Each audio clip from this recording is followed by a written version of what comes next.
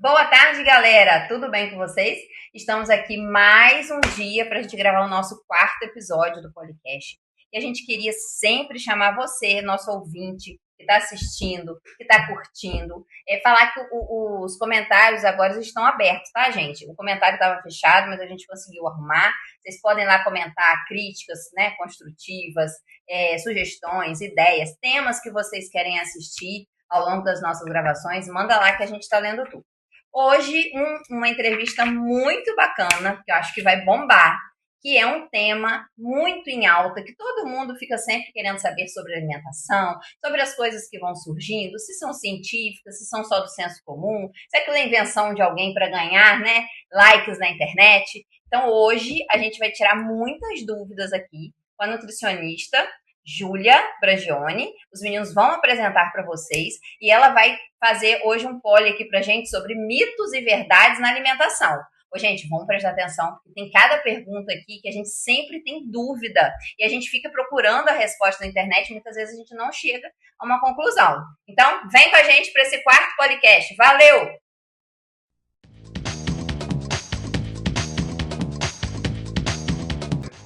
Fala, galera, estamos aqui para mais um episódio do nosso podcast. Meu nome é Ítalo. Meu nome é Paulo. E hoje nós estamos aqui com essa incrível convidada, né? A Júlia Bragioni, que inclusive é sobrinha da nossa professora Carla aqui, parente da Roberta também, então ela está em casa, né? A Júlia Bragioni, ela é nutricionista, mestre em ensinos e ciências da saúde e também ela é pós-graduada em nutrição em oncologia. Então, nós já queremos agradecer a sua presença aqui, né? Prontamente atendeu ao nosso convite. Então, sem muita enrolação, vamos partir para o nosso primeiro bloco de perguntas. Então, galera, eu vou começar perguntando à nossa convidada quais são os indícios de um corpo inflamado. Então, eu falo que o nosso corpo dá sinais o tempo todo. Quem presta atenção consegue escutar e entender o que o corpo está falando com a gente. E quando a gente fala de inflamação, não é diferente. A gente pode perceber sinais e sintomas mais brandos ou mais graves ao longo do tempo, que são os sinais crônicos, né? Sim. De forma mais branda, quando a gente começa a perceber um cansaço excessivo, sono demais, né? Fora, sem ter tido nenhuma mudança na rotina, nenhuma mudança em atividade, pode ser um sinal de que alguma coisa está errada com o corpo. A gente pode perceber também sinais na pele, no corpo, como descamação da pele, pele ressecada, excesso de espinha, muitas vezes também sinal de celulite, estria nas mulheres, né? É muito comum também o sinal de um corpo inflamado. E os sintomas gastrointestinais, que podem ser diarreia, alguma alteração nas fezes, cor, odor, frequência de ir no banheiro diferente, enjoo, às vezes comer uma coisa que nunca fez mal e de repente começa a fazer mal. Então, são vários sinais e sintomas que a gente pode perceber. Percebeu? Procura um nutricionista, procura um médico, vai fazer um exame, mas se saiu alguma coisa do normal, é importante procurar ajuda e entender o que está acontecendo. Então, agora eu vou perguntar para a nossa nutricionista aqui, comer de 3 em 3 horas deixa o metabolismo mais acelerado? Então, é importante a gente entender o que é metabolismo. Não sei se todo mundo sabe, né? O metabolismo é um conjunto de processos que acontecem no nosso corpo que vão transformar nutrientes em energia. São os processos que o coração precisa para bater, que o pulmão precisa para fazer as trocas gasosas. Então, nada mais é do que o funcionamento normal do nosso corpo. Então, vamos pensar no nosso corpo como uma máquina, né? Uma máquina, ela precisa de combustível para trabalhar. Se a gente deixa ela sem esse combustível, o que acontece? Ela para. Sim. Então, da mesma forma, funciona o nosso corpo. O combustível do nosso metabolismo, da nossa máquina, que é o corpo, é o alimento, é o nutriente. Então, uma vez que a gente oferece esses alimentos de 3 em 3 horas, numa frequência maior, mais o nosso corpo vai estar trabalhando. E quando a gente fala em corpo trabalhando, é um gasto de energia. E quando a gente gasta energia, a gente está gastando caloria e muito provavelmente também vai estar perdendo peso. Então, é uma máxima aí, falando em mitos e verdades, né? É uma coisa, uma informação aí verídica, mas vale a pena a gente atentar também. É comer de 3 em 3 horas, comer na quantidade correta e comer a coisa correta, né? Não adianta comer de 3 em 3 horas alimentos ricos em gorduras, ricos em açúcar, que não vai adiantar nada. Mas é uma coisa que funciona sim. Então, minha próxima pergunta é verdade que a ingestão de glúten ela pode ser prejudicial ao nosso organismo? Não, não é verdade. Desde que Se a pessoa não tem, aí eu vou puxar até um gancho da lactose também, né? Que é um grande mito aí, glúten, lactose, quem pode comer, quem não pode comer. Se a pessoa não tiver alergia, não tiver intolerância, não tiver uma alta sensibilidade a glúten e lactose, não tem problema nenhum consumir esse alimento ou qualquer outro alimento, tá? O glúten só vai fazer mal para quem de fato tem intolerância, alergia ou sensibilidade a esse alimento. E aí a gente só vai descobrir isso com exame de sangue, né? Uma consulta, às vezes, com o médico, mas fora isso, não tem nenhum problema em consumir esse tipo de alimento. Então, doutora, a próxima pergunta é uma dúvida que até eu tenho, porque a minha mãe já falou isso comigo. Comer e logo deitar engorda? Então, vamos voltar lá naquela pergunta do metabolismo. O corpo é uma máquina, né? Se a gente vai deitar, a gente entra num estado de repouso.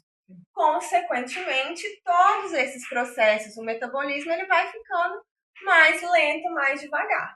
E aí, o que isso pode prejudicar? A digestão, né? Então, se a gente alimentou e o corpo está mais devagar, entendendo, né, que você vai descansar, que você vai dormir, às vezes esse processo da digestão fica um pouquinho prejudicado.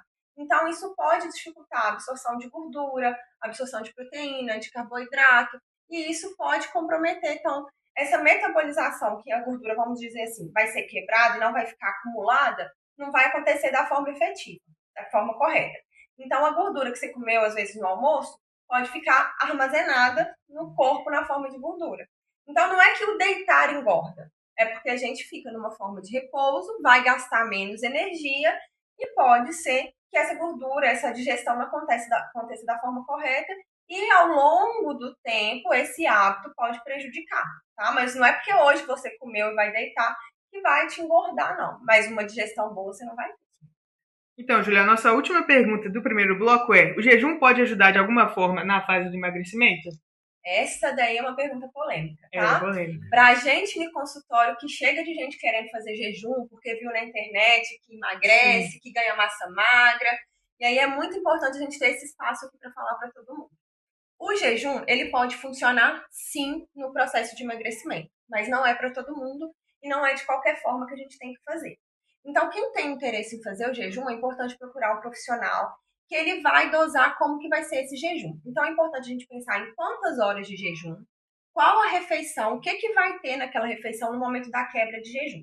Então, quando a gente faz um jejum, vamos supor, de 12 horas, é importante a gente pensar no que vai ter naquela refeição que a gente vai quebrar. Se ela vai ser rica em proteína, rica em carboidrato, porque dependendo do que a gente comer, a gente, em vez de emagrecer perdendo gordura, pode perder massa muscular. Então, não é um emagrecimento saudável. Outro ponto, o jejum pode fazer muito mal para quem é diabético, por exemplo. A glicose, o açúcar no sangue, pode cair de maneira muito severa, essa pessoa pode chegar a desmaiar, passar mal. Então, para o jejum ter o objetivo que a pessoa quer, ela precisa procurar um profissional para que, de fato, ele seja moldado e montado da maneira que vai atingir o objetivo dela. Então, galera, assim nós encerramos o nosso primeiro bloco de perguntas. A mensagem que fica desse primeiro bloco é: não acredite em tudo que você vê na internet, né? Porque às vezes a pessoa vai querer fazer uma dieta maluca ali, achando que vai emagrecer, mas às vezes o corpo dela não é assim, o metabolismo dela não é treinado desse jeito. Então, cada um é um. Exato. É importante que a dieta tem que ser individualizada. Exato. Por isso você tem que marcar uma consulta ali com a doutora Júlia, que ela vai te auxiliar melhor no que você deve fazer. E assim nós fechamos o nosso primeiro bloco de perguntas. Para começar nosso segundo bloco, o Ítalo vai começar as perguntas aí. Então, galera, a nossa primeira pergunta aqui para nossa nutricionista é quais alimentos ajudam a fortalecer o sistema imunológico? Então, infelizmente a gente não tem um alimento milagroso, né? É uma alimentação equilibrada, né, ao longo do tempo, reduzir o consumo de gordura, açúcar, alimento ultraprocessado, mas a gente tem alguns alimentos que são principalmente fontes de vitamina C, ferro, zinco, alguns minerais que auxiliam muito a fortalecer o nosso sistema imune. São eles, vegetais verdes escuros, então espinafre, brócolis, labrobro, ora pro nobis, né, como as pessoas conhecem, couve. Entre as frutas a gente tem a laranja, a acerola, mexerica, morango, uva, goiaba. Então a gente tem também legumes como cenoura, né, batata baroa. Então, misturar esses alimentos todos ou fracionar eles ao longo das refeições, no seu dia a dia, ajuda muito. Além também de alguns cereais. Então, quem conseguir gostar, né, de consumir aveia, às vezes algum grão, nozes, castanhas, esses alimentos todos ajudam a fortalecer, né, as defesas do nosso corpo. É muito legal essa pergunta. Essa é a próxima pergunta que a gente fazia, Júlia. É muito interessante, até para nós e para todo mundo, que tem que saber isso. Qual a diferença entre produtos diet e light? Não sei como pronuncia, né? Pergunta. Muito boa. Sim. O que acontece? Muita gente entende os dois como sinônimos, e não são. Sim, muita né? gente. E muitas vezes há uma confusão. Por exemplo, há pessoas que querem fazer dieta e acabam consumindo muitos alimentos diet. E pessoas diabéticas que acabam consumindo alimentos light. Vamos por partes. Qual que é a diferença? O alimento diet. Alimento diet é quando a gente tira um ingrediente, né? Um composto do produto original e oferece no mercado. No caso que a gente mais conhece é o açúcar. Mas não necessariamente sempre é o açúcar, tá? Mas hoje no Brasil o mais conhecido é o açúcar. Então, um alimento diet, ele é sinônimo de zero açúcar. Recomendado principalmente para um diabético. O que acontece com o alimento diet? Como ele perde o açúcar, a indústria tem que compensar o sabor desse produto de alguma outra forma. Então, ele enriquece muito mais esse produto com gordura, com conservantes, com aditivos químicos e com sódio. Isso eleva muito a caloria do alimento. Então, para quem quer fazer uma dieta para perder peso e não é diabético, não tem problema com açúcar, não é recomendado o consumo do alimento diet, porque apesar de ter açúcar, não ter açúcar, desculpa, é um alimento muito calórico e rico em gordura e outros compostos. Já o alimento light é um alimento que ele tem uma redução de algum composto, de algum ingrediente ali. Não necessariamente o açúcar. Na maioria das vezes é a gordura. Então, se a gente pegasse um produto original e um produto light, o produto light vai ter mais ou menos 25% a menos de gordura do que o produto original. Mas não quer dizer que ele não tenha gordura. Ele vai ter um pouquinho menos. Então, quem vai fazer dieta, normalmente é mais recomendado consumir o alimento light, porque vai ter menos gordura e, na maioria das vezes, um pouquinho menos caloria. Mas o diet, ele só não vai ter açúcar, mas vai ter gordura. Lembrando que, da mesma forma que o diet, o alimento light, apesar de ter também um pouquinho menos de algum nutriente, a indústria tem que compensar de outras formas. Então, normalmente tem muito sódio, normalmente tem mais produtos conservantes, produtos industrializados que não fazem tão bem na saúde. Então, é bom a gente ficar atento à lista de ingredientes para saber qual nutriente ou qual ingrediente que teve a redução nesse light, ver se enquadra na minha dieta ou não, e lembrar para o diabético que, para eles, o light não quer dizer que não tem açúcar. Para eles têm que consumir o alimento diet. Então, a nossa terceira pergunta, ela também é um assunto muito interessante e que algumas pessoas acabam fazendo ali confusão com esse assunto por não entenderem muito sobre. É tipo, as carnes brancas são mais saudáveis do que as carnes vermelhas? Não. Ambas as carnes, elas têm nutrientes, elas têm qualidades, elas têm o potencial nutricional delas. O que acontece? A carne branca, ela tem menos gordura saturada do que a carne vermelha. Gordura saturada é aquela gordura prejudicial. Então, quem tem colesterol alto, problema, né, de triglicerídeos alto, problemas cardíacos, normalmente a gente recomenda comer mais carne branca do que a carne vermelha. Só que, por outro lado, a carne vermelha, ela tem muito ferro, ela tem muito zinco, ela tem muita vitamina a mais do que a carne branca. Então, o que é o recomendado? O equilíbrio. Tentar equilibrar dentro da semana, por exemplo, consumir carne vermelha 3 vezes na semana e carne branca 4 vezes na semana, consumir ovo de vez em quando. Então, variar esse consumo aí entre esses tipos de carne, inserir o ovo e ficar atento, não é só no caso, por exemplo, de ter pressão alta, hipercolesterolemia, triglicéridos elevados, para evitar mais ainda as carnes vermelhas. Mas ambas são saudáveis, cada um com seu potencial. Essa pergunta de agora tem muito a ver com o tema mesmo, mitos e verdades, né, da internet. Olha aí. Suco detox funciona mesmo? Sucos detox, chá detox, né? A gente tem um monte de coisas aí. Como eu disse na pergunta do sistema imunológico, não existe, gente, infelizmente, um alimento milagroso que vai resolver tudo. Não existe um shake, não existe um shot, né? O que acontece no suco detox? Ele não vai ajudar a emagrecer, de fato, rapidamente, mas normalmente os ingredientes desse suco, dentro da nossa alimentação do dia a dia, eles vão ajudar sim, eles têm esse potencial de desinflamar o corpo, de dar uma limpeza no fígado, principalmente, né? Que geralmente o que tem no suco detox? Uma verdura de folha, Sim. né? Geralmente a gente tem uma fruta, geralmente uma fruta rica em poder antioxidante, um abacaxi, uva, alguma coisa assim. Geralmente tem algum cereal integral, geralmente vem alguma especiaria, por exemplo, açafrão, gengibre, alguma coisa assim. Então, esses alimentos que fazem parte do suco detox, se a gente conseguir colocar eles dentro da nossa alimentação do dia a dia, eles vão ter um efeito bom. Melhor do que você tomar um copo por dia, porque um copo por dia não vai resolver tanto assim. Então, não é o suco detox que vai resolver. E sim inserir esses alimentos, fonte desses antioxidantes que a gente fala, ao longo da sua alimentação, que vai ter um efeito legal. E depois dessa aula aí sobre alimentação, tirando essas dúvidas nossas aí sobre mitos e verdades, nós queremos que você deixasse uma mensagem aí sobre a importância de uma alimentação saudável e equilibrada aí para a nossa saúde.